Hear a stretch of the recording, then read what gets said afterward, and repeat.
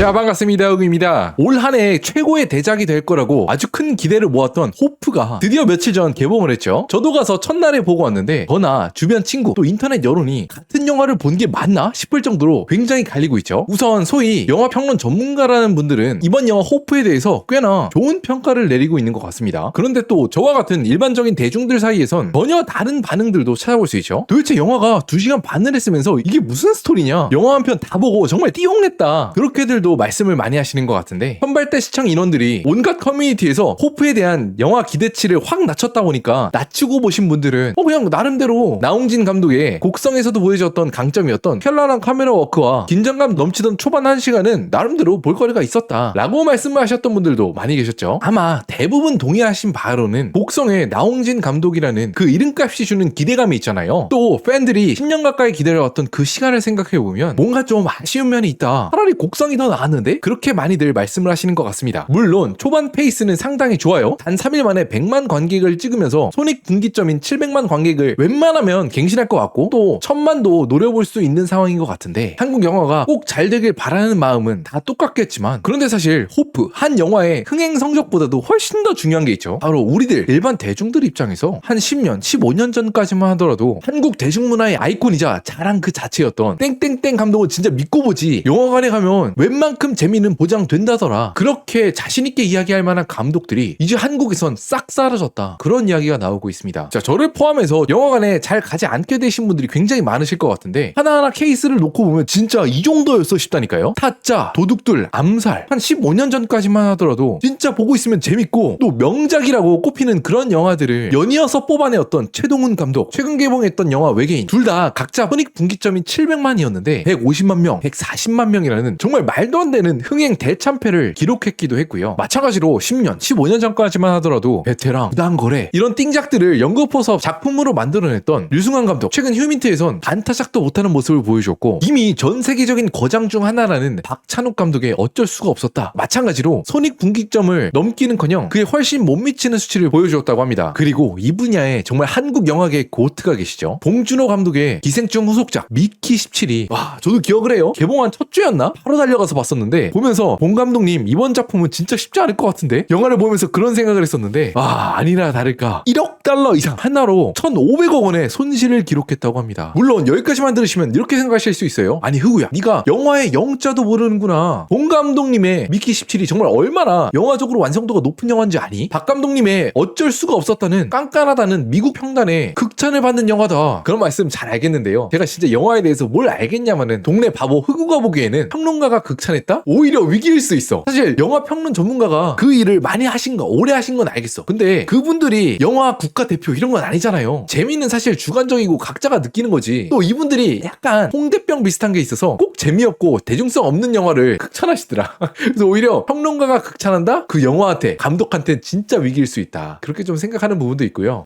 진짜 훌륭하신 배우죠. 휴민트를 홍보하러 박정민 배우가 충주맨 채널에 나와서 영상을 올리셨던 게 있는데 그 영상을 보는 시청자들한테 이렇게 되물었습니다. 요즘 위기라는 한국 영화에 대해서 배우분은 직접 어떻게 생각하시냐는 충주맨의 질문에 박정민 씨는 이렇게 대답했습니다. 한국 영화가 좀 미움받는다는 생각 들지 않으세요? 배우님들 입장에서는 이렇게 생각하실 수도 있겠구나. 그렇게 처음 생각이 들었고요. 제가 감히 뭐라고 여기에 말씀을 드리겠냐마는 노숙자가 슈퍼컵 품평회 여는 게 유튜브 아니겠어요? 딱 그런 심정을 한번 말씀을 드려봅니다. 한국인들은 절대로 한국 영화를 미워하지 않습니다. 사실 요즘 극장 가려면 주말 반나절을 다 날려야 되잖아요. 영화 러닝타임 2시간, 2시간 반. 게다가 극장에 차 밀릴 것까지 생각해서 한 10분, 20분 일찍 가야 돼. 왔다 갔다 하는 시간 생각하면 4시간에다가 가족 4명이서 팝콘까지 하면 6만원, 7만원이 날아가는데 저는 오히려 되묻고 싶습니다. 한국 영화인들은 대중들, 시청자들의 시간을 존중하지 않고 있다는 생각은 그런 생각은 들지 않으세요? 아니 그렇잖아요. 남녀, 노소, 돈이 많든 적든 시간이 얼마나 귀한 자원인데 하물며 저같이 유튜브에서 영상을 만들거나 쇼츠를 찍어내시는 분들은 정말 초단위로 경쟁을 하고 있는데 꼭 유독 한국 영화를 보러 영화관에 가면은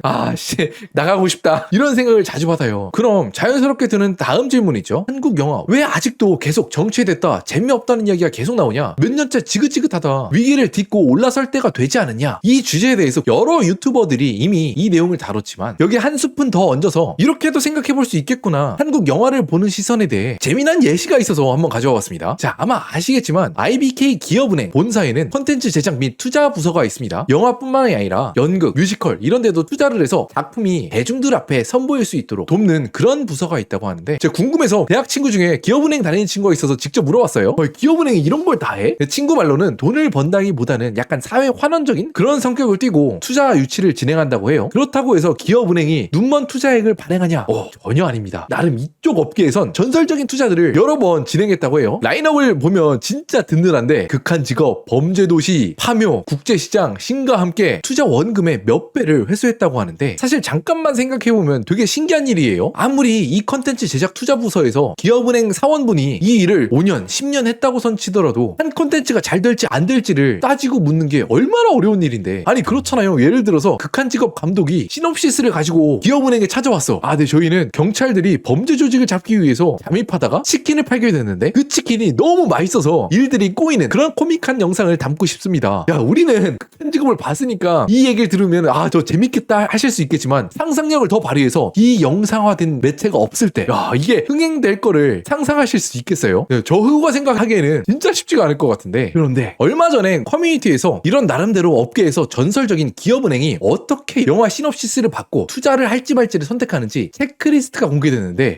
이게 나름대로 좀 의미심장한 모습이 있어서 영화인들 뿐만 아니라 대중들한테까지 큰 호응을 얻었죠. 첫 번째 요소는 중소기업이 제작에 참여했냐? 물론 이거는 기업은행이 직접 투자에 들어가니까 그럴 수 있다고 치는데, 킬포인트는 여기서부터 시작하죠. 감독이 60세 이상이면 10% 감점, 3연속 흥행했으면 10% 또 감점, 감독이나 주연 배우들 간에 혈연, 학연이 있으면 10% 또 감점. 처음 이 체크리스트를 보면 3연속 흥행했으면 100% 가점이 아니라 오히려 10% 감점을 한다고? 의아한 마음이 들었는데, 생각해보니까 이게 맞아요. 어떤 영화나 소설, 시, 정말 대작이 나왔을 때에는 이제 감독이 내가 무조건 쇼앤프루브 한다, 입증한다 하면서 팔을 갈고 헝그리 정신으로 고픈 배를 움켜쥐고 그렇게 써내려 갔을 때 진짜 대작들이 나온다고 하잖아요. 아래를 보면 아주 확실하게 대조가 돼서 이해하기가 더 쉬울 것 같은데, 30대, 40대 감독이 데뷔작이면 이게 10% 가점이 된다는 거야. 영화 감독이라는 커리어가 말이 좋아 영화 감독이지, 30대인데 또 내가 40대인데 사회생활도 하고 그래야 되는데 나가서 자기를 뭐라고 설명을 해요? 저 영화 감독 준비생입니다. 남들이 보기엔 동네 개백수 흑우랑 똑같이 뭐. 그러다 보니까 이거 성공 못하면 내가 죽는다, 그런 마음으로 절실하게 작품을 만든다는 거잖아요. 이와 비슷하게 감독의 직전작이 망했으면 감점을 주는 게 아니라 오히려 가점을 준다. 또 이와 반대로 이제 배 좀 뜨시고 돈도 좀 벌었고 명성도 있고 하다 보면 그런 감독님의 영화를 보고 나오면 이게 도대체 뭔 내용이지? 그런 경험들 다들 한 번씩 있으시잖아요. 감독님이 자기 하고 싶은 거 다 한 거야. 그런데 사실 영화 제작 과정에서 3연속 흥행하고 60세 이상까지 이 바닥에 구르면서 명성도 쌓고 그런 감독님에게 태프가 도대체 어떻게 감독님 이건 좀 아닌 것 같은데요? 그런 말을 하겠습니까? 바로 뭐가지지?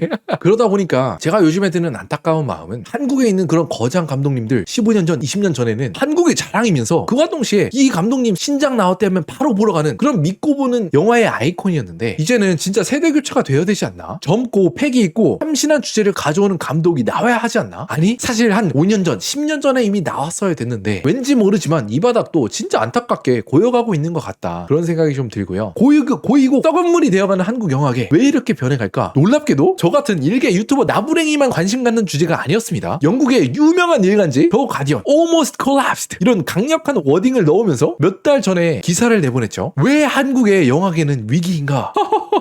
야, 이분들 흑우가 썸네일 제목 짓는 거랑 거의 비슷한 매운맛으로 지으시는데, 실제로 한국인들도 굉장히 관심 있어 보는 주제라서 저도 굉장히 재밌게 기사를 읽었는데요. 한때 정점을 찍었던 한국 문화계가 점점 몰락의 길을 걷고 있다. 특히 요 몇 년 사이에 영화가 흥행 몇 편이 실패하는 데 그치는 게 아니라 훌륭한 영화를 제작할 수 있는 그 기반 자체가 완전히 무너지고 있다. 그럼 한국의 이런 영화 위기가 도대체 왜 일어나고 있냐? 한국 영화 황금기의 상징이었던 올드보이, 괴물, 이런 작품들이 연재됐을 때에는 한국 문화계의 자원이 통째로 영화에 집중되던 시절이 있었다. 그런데 특히 최근에 있어서는 뛰어난 인재라든지 촬영 스태프들, 편집자, 각본가들, 컨텐츠 관련 재능들이 스트리밍 플랫폼으로 이동하고 있다. 또 이게 굉장히 영화 산업을 악화시키고 있는 이유는 고예산이 아니더라도 저예산, 중예산 영화가 필모로 쌓고 있는 젊은 감독들이 훈련하고 자신들을 입증할 수 있는 공간으로 쓰였었는데, 요즘엔 한국 영화 감독으로 자리 잡기 위해서 누구나 거쳤던 단편 영화, 영화제, 중저예산 영화, 흥행작, 대형 작품, 이 고리가 완전히 끊어졌다는 거죠. 거잖아요. 젊은 영화감독 준비생들은 이렇게 이야기를 한다고 합니다. 중저예산이 아니라 최근엔 거장들도 투자받기가 어려운 시장이다. 왜 이렇게 시장이 빨리 죽었냐? 물론 넷플릭스가 드라마의 예산을 엄청나게 편성해서 촬영 스태프들, 좋은 각본들이 다 거기로 끌려가는 이유도 있지만 가장 큰 이유라고 한다면 이게 있죠. 불과 10년 전까지만 하더라도 한국은 전 세계에서 1년에 영화를 가장 많이 보는 나라 중에 하나였습니다. 야, 1년에 4.2회? 5살 미만 어린아이, 거동이 불편하신 80세 이상 노인분들 빼면은 거의 5번, 6번을 본다는 거 아니에요. 그런데 그 숫자가 반토막이 나고 회복될 기미를 보이지 않고 있죠. 실제로 이렇게 영화에 투입되던 자원이 넷플릭스나 여러 OTT 컨텐츠로 빨려 들어간다고 느끼는 게요. 야, 요즘에 넷플릭스 오리지널로 나오는 드라마들 퀄리티가 진짜 미쳤죠. 얼마 전에 개봉했던 참교육이나 수리남 이런 걸 보면 우리가 일반적으로 생각했던 드라마의 그런 전개나 구성, 화면의 볼거리를 아득하게 정말 뛰어넘는 것 같아요. 특히 촬영일 기준 오늘 개봉했던 동궁 이거를 한 제가 앞에 2편을 보고 왔거든요. 와, 근데 진짜 영상 때깔이 미쳤더라.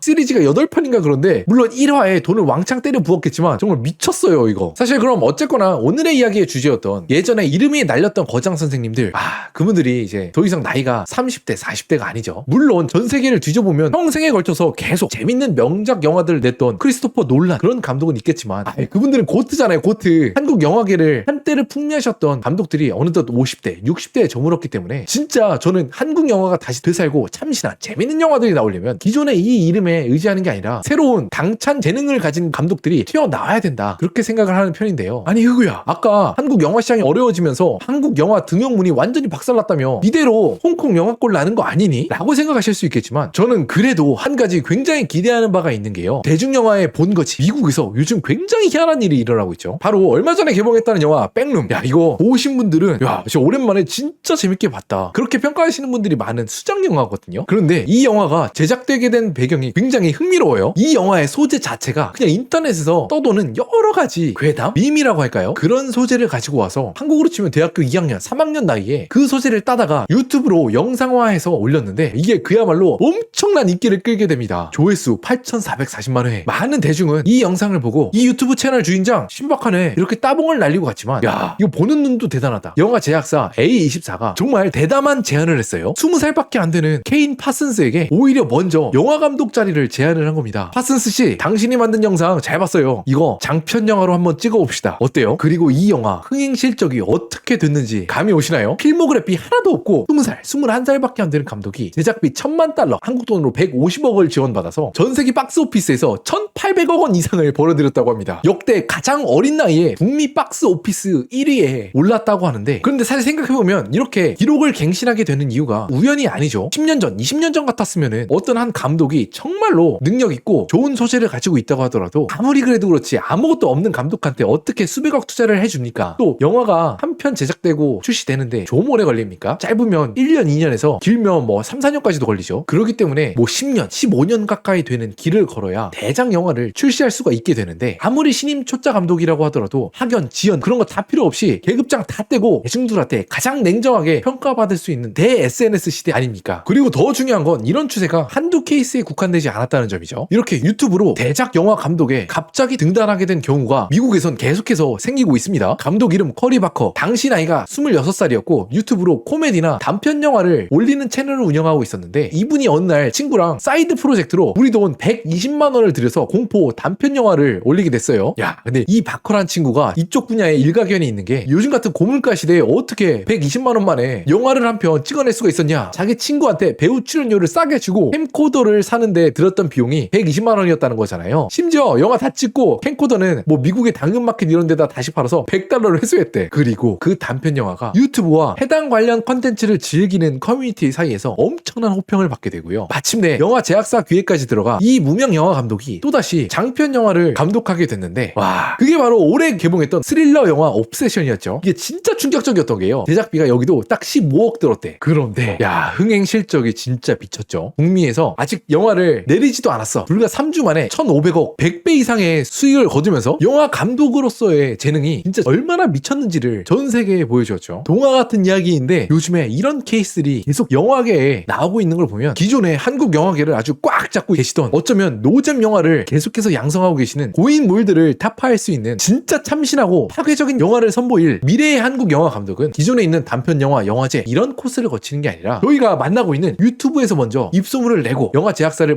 만나서 예능을 꽃피울 수도 있지 않을까? 그런 생각을 좀 해봤어요. 거기에 더불어서 인터넷 커뮤니티 여론을 보면 그렇게 말씀하시는 분들이 있더라고요. 한국 영화가 앞으로 미래가 있으려면 호프가 무조건 잘 돼야 된다. 아시다시피 호프가 돈을 진짜 많이 썼거든요. 최소 500억 이상, 최대 700억까지 한국 영화 역사상 최대 규모, 게다가 이름값 있는 나홍진 감독이 메가폰을 잡았는데 실패하게 되면 도대체 누가 앞으로 한국 영화에 돈을 넣겠느냐? 그런데 제 생각은 물론 한국 영화가 잘 돼서 재밌는 컨텐츠가 나오고 우리도 재밌게 즐길 수 있으면 너무 좋겠지만 그렇다고 억바하는 건 좀 아니지 않나? 게다가 사실 재밌는 컨텐츠, 크리에이티브란 게 진짜로 투입되는 자본이 많다고 재밌는 것도 아니고 감독님의 명성이 엄청난 커리어를 가지신 분이라고 그렇게 크게 중요하지도 않는 분야 같아요. 물론 내가 대학병원에 가서 뭐 심장 수술을 받는다면 이런 게 엄청나게 중요하겠지. 그런데 이건 완전히 다른 분야잖아요. 그러다 보니까 오늘은 최근 개봉한 영화 호프와 또 그걸 둘러싼 한국 영화계의 이모저모를 여러분들과 함께 같이 이야기를 나눠봤는데요. 오늘 주제에 대해서 여러분들은 어떻게 생각하시나요? 아래 댓글로 여러분들의 생각을 남겨주시면 항상 재밌게 보고 저도 배울 수 있는 시간이 되고 있습니다. 그럼 다음 시간에 만나요.